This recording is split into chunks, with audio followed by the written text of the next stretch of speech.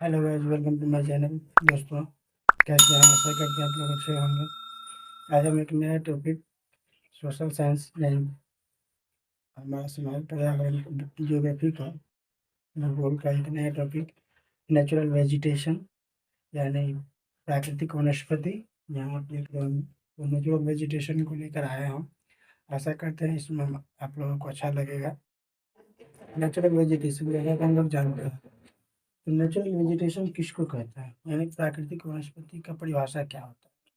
तो प्राकृतिक वनस्पति वो है जिसमें हम किसी भी मानव का किसी तरह का हस्तक्षेप नहीं होता है। अर्थात वैसे वन, वैसे पेड़ पौधे जो अपने आप उगते हैं, अपने आप पलते हैं, बढ़ते हैं और किसी न किसी कारण से जब वो बीमार पड़ जाए या किसी दूसरे बाह्य कारण से वो मर जाते हैं, सूख जाते हैं। जिसमें मानव के किसी भी नहीं उन्हें मानव किसी भी आदमी को लगाना पड़ता है, ना ही किसी आदमी को उसे पालन करना पड़ता है। तो वैसे वन जो होते हैं या वैसे जो वनस्पति होते हैं, पेड़ पौधे होते हैं, वो प्राकृतिक वनस्पति के अंतर्गत आते हैं। तो ये प्राकृतिक वनस्पति का ये हो गया परिभाषा। अब दूसरी बात है कि हमारा ये भारत का मैप है, मानचित्र है। हम सभी जानते हैं कि भारत जो है एक बहुत बड़ा स्थलाकृति है, जिसकी हम यदि भौगोलिक दशा देखें तो वो भी अलग अलग जगह पर अलग अलग प्रकार के हैं।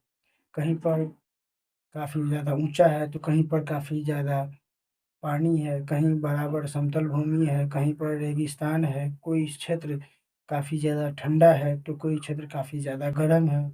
कहीं पर न लवणीय पानी यानी जो खारा पानी समुद्र का पानी होता है वो पाया जाता है। तो इन्हीं सब कारणों से दूसरी बात कि कहीं पर वर्षा अत्यधिक होती है, कहीं पर वर्षा मध्यम होती है, कहीं पर वर्षा बिल्कुल नहीं होती है। इन्हीं सब कारणों से यही सब कुछ मुख्य कारण हैं जिनके आधार पर ये जो जंगल या ये जो वन है वो प्रभावित होते हैं। अर्थात वन को प्रभावित करने के लिए, अर्थात जो वन होते हैं वो किन किन कारणों से, किन किन घटक के कारण प्रभावित होते हैं, यदि ऐसा कभी पूछा जाए तो उसके लिए होगा वर्षा, तापमान, भौगोलिक दशा,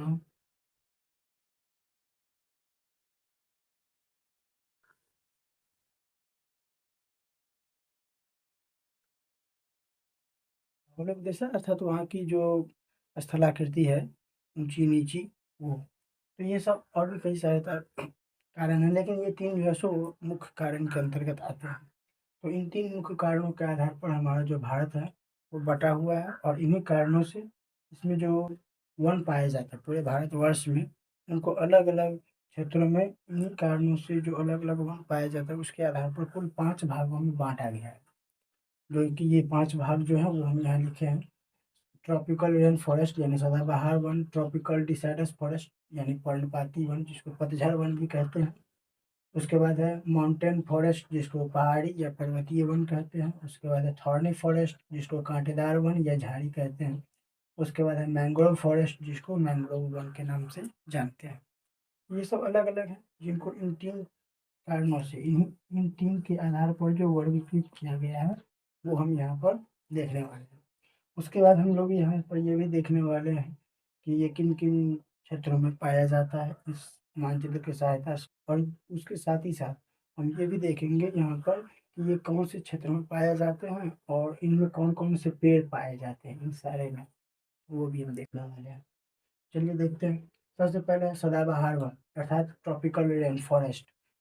ये ट्रॉपिकल रेन फॉरेस्ट ऐसा वन होता है जहाँ पर काफ़ी अत्यधिक मात्रा में वर्षा होती है। पूरे भारतवर्ष में सबसे ज़्यादा जहाँ पर वर्षा होती है उन क्षेत्रों में ये वन पाए जाते हैं। जैसे कि आप यहाँ देख रहे होंगे, यहाँ पर देख रहे हैं 200 सेंटीमीटर से प्लस जहाँ पर वर्षा होती है इन क्षेत्रों में ये वन पाए जाते हैं। सदाबहार वन यानी ट्रॉपिकल रेन फॉरेस्ट उन क्षेत्रों में पाए जाते हैं जहाँ पर 200 सेंटीमीटर से ज़्यादा की वर्षा होती है। और ये कहाँ कहाँ पाए जाते हैं तो ये देखिए, ट्रॉपिकल रेन फॉरेस्ट का ये सिंबल है। तो यहाँ ये इन क्षेत्रों में ये पाए जाते हैं। यहाँ पे दिया गया है पूर्वी घाट और पूर्वी हिमालय, यानी ये पूर्वी घाट हो गया पश्चिमी घाट हो गया, सॉरी पश्चिमी घाट, माफ कीजिएगा, साथ ही पूर्वी हिमालय के, ये भी पश्चिमी घाट के अंतर्गत ही आता है। और बाकी ये जो पूर्वी हिमालय का क्षेत्र है, इन सारे क्षेत्रों में ये पाए जाते हैं। दूसरी बात कि इन क्षेत्रों में पाए जाते हैं, उसके पीछे का कारण क्या है कि जब भी समुद्र से मानसून निकलती है तो यहाँ के पहाड़ी से टकरा करके ये इन क्षेत्रों में अत्यधिक मात्रा में वर्षा करवाते हैं। यहाँ की पहाड़ी से टकराते हैं, अत्यधिक वर्षा इन क्षेत्रों में, तटीय क्षेत्रों में काफ़ी वर्षा करवाते हैं। 200 सेंटीमीटर से ज़्यादा की वर्षा करवाते हैं साल भर में के, एक साल के अंदर। तो इस क्षेत्रों में ऐसे वन पाए जाते हैं। इन क्षेत्रों में भी यहाँ की पहाड़ी से टकराने के बाद ये यहाँ वर्षा काफ़ी मात्रा में करवाते हैं, इसीलिए इन वनों में सदाबहार वन कहा जाता है इनको। सदाबहार वन में कौन कौन से पेड़ पाए जाते हैं तो वो यहाँ दिया गया है। यहाँ पर महोगनी, रोजवुड, बांस, रबर, ये सारे पेड़ जो है वो इस वन में पाए जाते हैं। ठीक है। उसके बाद सेकंड वन है पर्णपाती वन, यानी पर्णपाती वो होते हैं जिसको अंग्रेजी में ट्रॉपिकल डिसाइडस फॉरेस्ट कहते हैं या पतझड़ वन कहते हैं। ऐसे जो वन होते हैं वो, दोस्तों माफ कीजिएगा, ये जो सदाबहार वन होते हैं वो अपने एक साथ में पूरी पत्ते को नहीं झाड़ते, बल्कि वो समय समय पर अपना पत्ता, हर एक पेड़ जो उस जंगल के जो पेड़ होते हैं वो हर एक पेड़ बारी बारी से अपना पत्ता झाड़ते हैं। जिसके कारण क्या होता है तो वहाँ पर कभी भी पूरा जंगल खाली नहीं नजर आएगा, आपको हमेशा हरा भरा ही नजर आएगा। इस कारण से भी इसको सदाबहार वन कहा जाता है।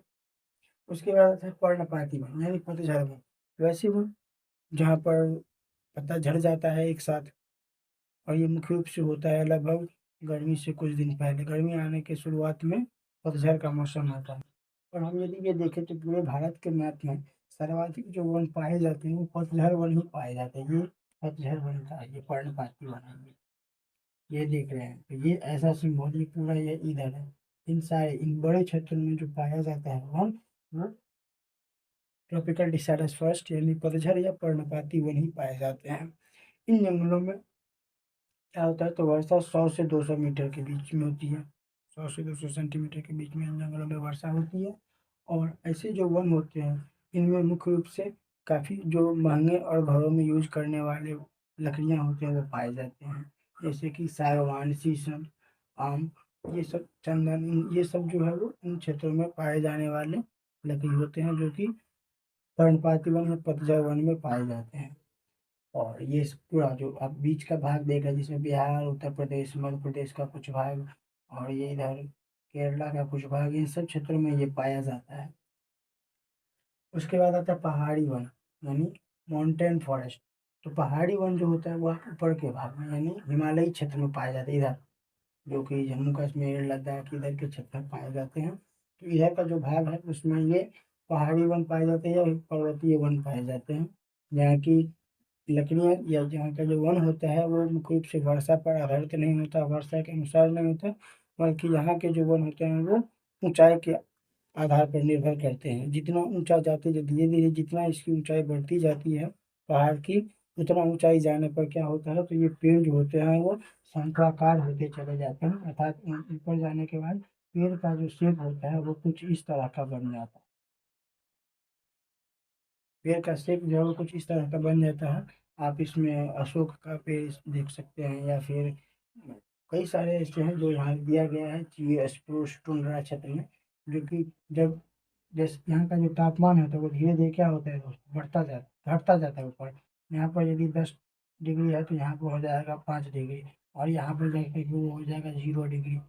तो जो ऊपर के क्षेत्र होते हैं जो काफ़ी ज़्यादा ऊंचाई पर होते हैं वहाँ पर इस तरह के पेड़ पाए जाते हैं, क्योंकि उन क्षेत्रों में बर्फबारी ज़्यादा होती है और अत्यधिक वो बर्फबारी होने के कारण क्या होता है तो वो पेड़ यदि नीचे की तरफ ढलावदार अपनी पत्ती या डाल को नहीं रखेंगे तो क्या होगा, उन पर काफ़ी अत्यधिक मात्रा में बर्फ जम जाएंगे और वो टूट जाएंगे डाली। इसीलिए उसका पत्ता जो है पूरा ऐसे नीचे की तरफ लुढ़का होता है, ताकि वो आसानी से बर्फ को फिसलन दे सके, बर्फ नीचे आ सके। तो ये पहाड़ी वन होते हैं जो कि उत्तर के हिमालयी क्षेत्रों में पाए जाते हैं। उसके बाद आता है कांटेदार वन, झाड़ी, जिसको थॉर्नी फॉरेस्ट कहते हैं।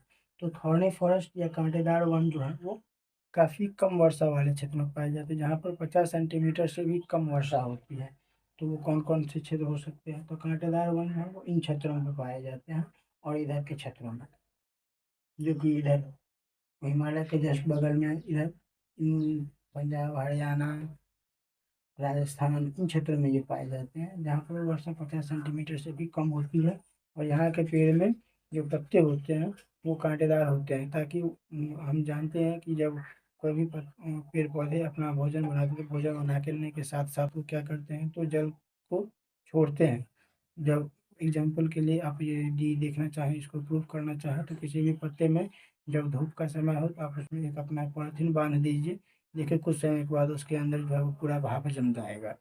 तो ये चीज़ होती है। तो इसी कारण से ये क्या करते हैं, अपने पास कांटे रखते हैं, ताकि कांटे में क्या करते हैं, तो वो उस जल को संरक्षित रखते हैं। और जो कांटेदार वन होते हैं उनकी जड़ जो है वो काफ़ी ज़्यादा जमीन में गहराई तक गई होती है, और काफ़ी ज़्यादा गहराई तक जाने के कारण क्या होता है, तो वो पानी को आसानी से लंबे समय तक लेते रहते हैं, क्योंकि वहाँ पर वर्षा तो बहुत कम होती है। यदि ऐसा ना हो तो वो क्या होगा, वो पानी नहीं ले पाएंगे, और बहुत जल्दी वो सूख जाएंगे। इसीलिए तो कांटेदार वन जो है वो मुख्य रूप से इन रेगिस्तानी या बालू वाले भूमि में पाए जाते हैं, या जहाँ पर बहुत कम वर्षा होती है उन क्षेत्रों में पाए जाते हैं। उसके बाद आता है मैंग्रोव वन। मैंग्रोव वन दोस्तों यहाँ के क्षेत्र में पाया जाता है, डेल्टा क्षेत्र में। मैंग्रोव वन जो पाया जाता है वो मुख्य रूप से डेल्टा वाले भाग में पाया जाता है। अब डेल्टा किसको कहते हैं, तो डेल्टा उसको कहते हैं जहाँ पर नदी और समुद्र दोनों का मिलन होता है, जहाँ पर नदी जो है वो समुद्र में जाकर मिलती है, उन क्षेत्रों को डेल्टा कहते हैं। और डेल्टा वाले भाग में जो वन पाए जाते हैं उनमें सबसे ज़्यादा भारत या विश्व का सबसे बड़ा डेल्टा जो है वो सुंदरबन डेल्टा माना जाता है, जो कि यहाँ पर गंगा के नदी के और ब्रह्मपुत्र नदी के मिलने से बनता है डेल्टा।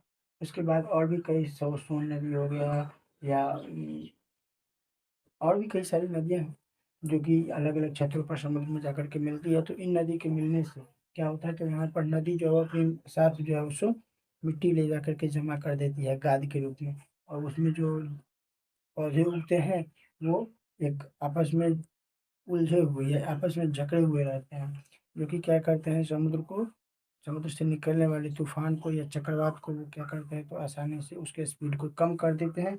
और साथ ही साथ क्या करते हैं, तो वर्षा या ये कहें कि समुद्र में जो लवणीय पानी होती है उसमें वो रहने के लिए भी उनको सक्षम होते हैं। खट्टे पानी में, नमकीन पानी में भी वो आसानी से जीवित रह सकते हैं। तो उन क्षेत्रों में ये जो पेड़ पौधे पाए जाते हैं, जो कि वहाँ पर मुख्य रूप से पाया जाता है आपको सुंदरी पेड़, जो ये भाग है सुंदरबन, वहाँ पर पाया जाता है सुंदरी पेड़। और इसी सुंदरी पेड़ के नाम के कारण इसका जो नाम है वो सुंदरबन पड़ा है। और ये विश्व का सबसे बड़ा डेल्टा भी है, जहाँ पर सुंदरी पेड़ के कारण इसका नाम पड़ा है सुंदरबन डेल्टा। और यहाँ के जो पेड़ होते हैं वो आपस में उलझे होते हैं, और समुद्र से निकलने वाली चक्रवात को का स्पीड को काफ़ी मात्रा में कम कर देते हैं। उसके बाद है वन को दो भाग में बांटा गया है, आरक्षित वन और संरक्षित वन। आरक्षित वन वैसे वन होते हैं जहाँ पर लोगों को जाना बिल्कुल मना होता है, लोग किसी भी काम के लिए उसके अंदर नहीं जा सकते हैं। ये इसकी सुरक्षा पूरी तरह से सरकार के द्वारा की जाती है। उसके बाद आता है संरक्षित वन। संरक्षित वन भी होती है जिसको सरकार के द्वारा सुरक्षा दी जाती है, लेकिन इन वनों में लोगों को किसी तरह के बाकी काम के लिए नहीं, वन को क्षति पहुंचाने के लिए जाने से मना रहता है, बल्कि वो केवल स्थानीय काम जैसे कि घास काटना हो गया, या फिर उन क्षेत्रों में पशु को चराने के लिए आप जा सकते हैं बस, लेकिन वन को आप किसी तरह का नुकसान नहीं दे सकते। तो संरक्षित और आरक्षित वन ये दोनों अलग अलग प्रकार के हो गए। उसके बाद आता है राष्ट्रीय वन नीति 1988। ये जो अब भारत में सबसे पहले सन 1894 यानी 1894 में ही जो है सो वन के ऊपर में सर्वेक्षण किया गया था अंग्रेज के समय में ही। लेकिन उस टाइम पर हमारा भारत पूरी तरह से गुलाम था, तो जिसके कारण उसके ऊपर कोई बड़ा काम नहीं किया गया। लेकिन आज़ाद होने के बाद जो, वैसे तो कई बार हुए हैं, लेकिन अंतिम में जो सबसे लास्ट टाइम हुआ है वो 1988 में जो सर्वेक्षण किया गया, राष्ट्रीय वन नीति लगाया गया। उसके अंदर हमारे देश में वन को वो टोटल 33% यानी 1/3 कुल क्षेत्रफल का 33% जो है वो वन से आच्छादित करने का लक्ष्य रखा गया है, जिसके ऊपर लगातार काम चलता चला आ रहा है और अभी तक वो पूरी तरह से कंप्लीट नहीं हो पाया है। तो दोस्तों आशा करते हैं आप लोगों को ये जो टॉपिक है वो आसानी से समझ में आ गया होगा, और अच्छा लगे तो लाइक कमेंट शेयर सब्सक्राइब जरूर कीजिए, दोस्तों के साथ शेयर कीजिए। मिलते हैं नए वीडियो में नए टॉपिक के साथ, तब तक के लिए जय हिंद, जय भारत।